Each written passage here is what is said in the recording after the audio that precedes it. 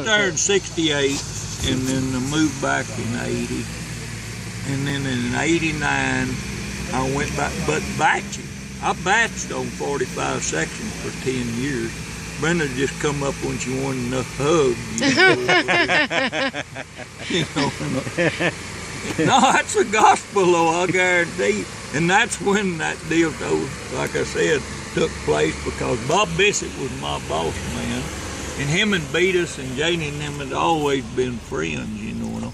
And Bob and Beatus would aggravate one another, you know, about calling it inopportune times, you know, and all. And that's when, like I say, they said, "What the hell are you doing?" Oh, he said, "Sitting on a commode eating ice cream." at 2:30 in the morning. Well, was that your 1989 story, or you were fixing to tell us a story when we were walking up here, but something happened in 1989? Well, that's when I moved back out there as far as went to work for Bissett and Hemphill. Oh boy, small world, isn't it? And Bob Bissett was a very, very good friend of Beatus Parker. They were big whiskey drinking compadres. You know, big hear that, whiskey Cliff? Drinking compadres, you know. But Bob had been to about 2 dry outs, and he had quit. And he had quit.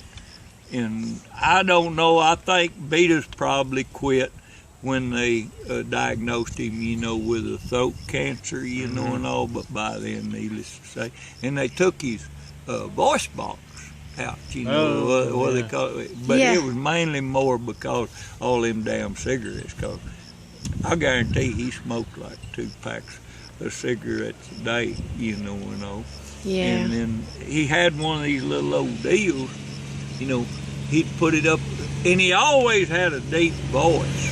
Beatus always had a deep voice, but with that deal, you know, and all, it sounded just like an old bullfrog, you know. Yeah. Right. But even after they done his throat surgery and all that, Robert and Connie, Beatus still lived like, I don't know, 4, 5, 6 years. Wow. I've had many a conversation with him at the feed store there in Ozona, and like us, we had a roping club there in Ozona, you know, and all. And Beatus come down there and watch. He loved to watch cowboys, but he didn't have no love for himself. But he was a big man, you know, and all. And I don't know if when he was a young man, because I never knowed Beatus until he was held in his late 50s, you know, and all, like I say, when I first went out that country in '68. But I never saw Beatus Parker on a horse. What did you do for him? I didn't never work for Beatus, never.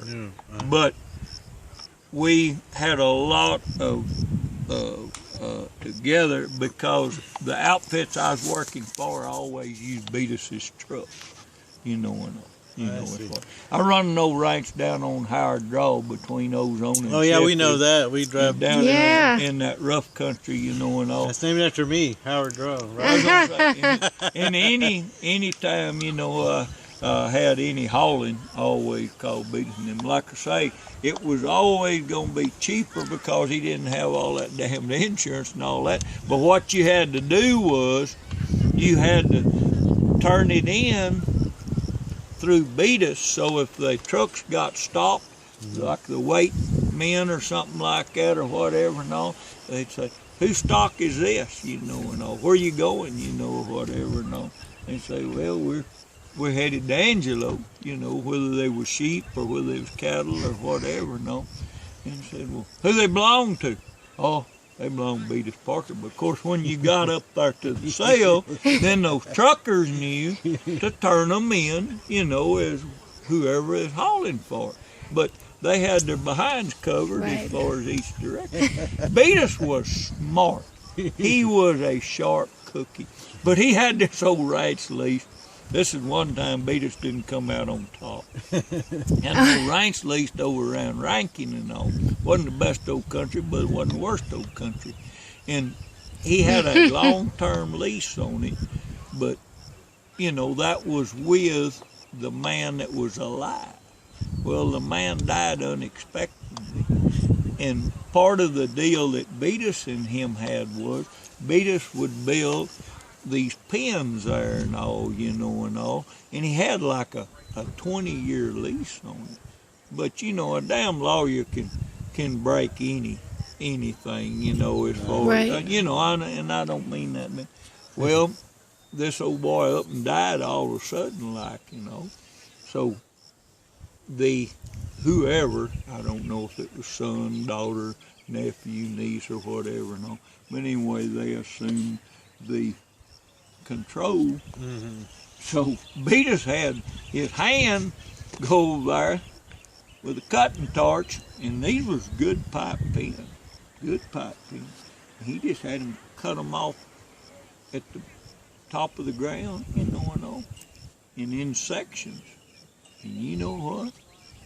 They made him, because if they would just been standing on top of the ground, it'd been all right. But they had put those pipe in the ground, cemented in, and all. And he just cut them off at the level of the cement, and all, and in sections where they could handle them, put them on a flatbed trailer, and all.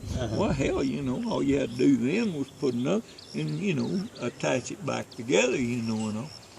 So, anyhow, Beatus had them do that, and they hauled them all the way back to the Rancho Juanito, which was between Midway Lane and Ozona. And Midway Lane, it's 15 miles to Ozona, it's 15 miles to Barnhart. In fact, this ranch I worked on for the last 10 years out there in Batstone, it started right there at Midway Lane. It run for 9.5 miles down highway, both sides of the road, and all. And then about 7 miles back to the north. Wow. And about 2 miles to the east. That's a big one. Well, it's 45 sections. That's 45 square miles. That's 45 square miles. All right. But anyhow, I'm gonna have to